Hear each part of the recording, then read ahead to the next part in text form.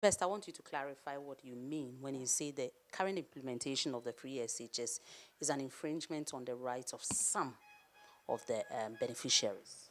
Well, what I mean is that the implementation has run into a lot of difficulties and problems because there are some of the schools where the beneficiaries are living in very, very precarious conditions. We've had several reports of some congestion in some of the classrooms. We've had reports of congestion in some of the dormitories, and the current state cannot guarantee the quality output that we would expect through the free SHS program. And remember that these kids are actually in competition with other children who probably are in other schools where they have, um, conditions not as what they are experiencing. And at the end of the day, all of them are going to write the same exams. How can we be sure, or how can we really say for a fact that these children will do as well as children from other school, well endowed schools? So clearly, for the children who find themselves in this category where they are living in congestion, they don't have places, sometimes they have place of convenience, others have find problem with their dormitories where they would even bath and wash and all that. Clearly, their rights to education has been violated. And the reason is that education is a fundamental human right, because the enjoyment of quality education leads to the enjoyment of other rights, because when you are educated, you are empowered. However, if the kind of quality you get through education is affected by policies, by government, then we need to call government to account. Because whilst these children are the right holders, the government is the duty bearer to ensure that these children turn out well. And if the major policy or major intervention in education is leading to some people not benefiting fully from the kind of quality they deserve, then we can see that their rights have been abused to education. Okay, so would you rather have them out of school or have them in school with these conditions? Because some of these conditions have been there, even when there was no free SHS or double track or green track system. You are very correct. The truth is that when you look at the entire educational system of Ghana today, right from basic school to the senior high school, there are palpable violation of people. The only reason why maybe it's not out there is because we haven't made a big deal out of it. If you travel across the districts in Ghana and look at the facilities in basic schools, clearly you can say that, look, these children, their right to education really has not been guaranteed, or is not guaranteed, or is not protected. So it's not about, we are not going to compare they being outside and being inside. What we need to talk about is the fact that by all means we need to provide facilities for these children to go to school, and by all means we must ensure that these facilities are adequate and are able to secure the full actualization of these rights of these children.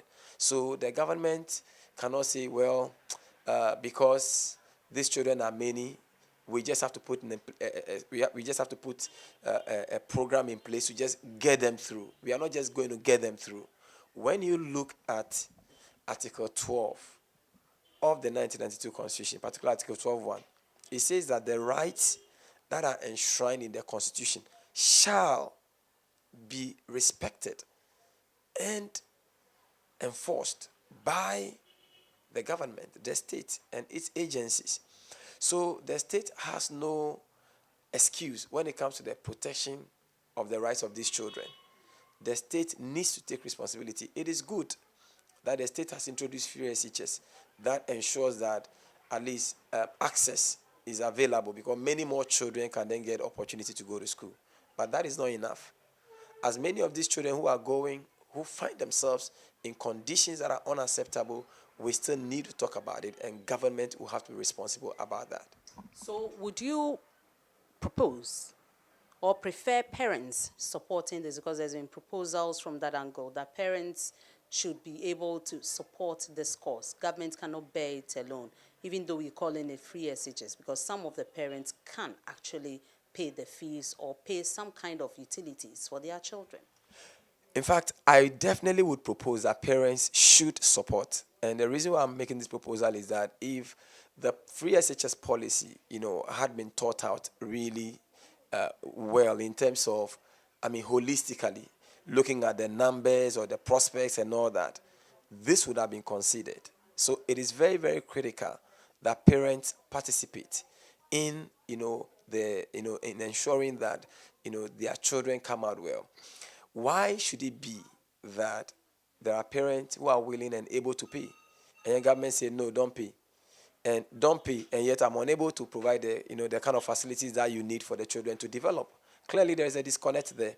So I think that the essence of these policy interventions are supposed to be targeted at the very poor and the very vulnerable. But if you implement the policy in such a way that those who are even able sit aloof and do not contribute anything, and yet you don't even have the financial, wherewithal to be able to take care of the policy, then there is really a problem. So it's a call, I think, that is a genuine call, particularly in the wake of the international, celebration of the 70th anniversary of the Universal Declaration on Human Rights, and considering the fact that education is a fundamental right. Look, it's so fundamental that if these children don't get the kind of education or the quality of education that we're talking about here, their outcome will be nothing to write home about. Meanwhile, these are the workforce for the future of this nation, and we cannot take it for granted. Okay, so finally, do I see you taking this up in the courts? Well, it is very dependent. It's just early this year. We are having a conversation. We're still looking at, what government response is going to be. I am rather looking forward to, what provisions have been made in the 2019 budget for education, particularly when throughout this year, the major concern of people have been about the implementation of the free SHS, and we've seen several videos of children really completely in very deplorable state. How much is government committing to the free SHS policy next year? It's important that we know. Unfortunately, we don't even have the right to information bill, a law that we can just go to court and say that, can you provide that with that information? But I think that the government owes explanation to the nation, particularly given the fact that it was one of their major flagship programs. Yes, implementation is going on. Once you have problems, we have to raise it, and they have to really account to the nation, how or what they are doing to resolve the issue that we've raised. So we're not going to see you in court soon with the human rights It is possible. The Youth for Human Rights Africa really has an advocacy desk where we are considering this. We probably can consider a court action when we don't hear from the state. All right. Thank you.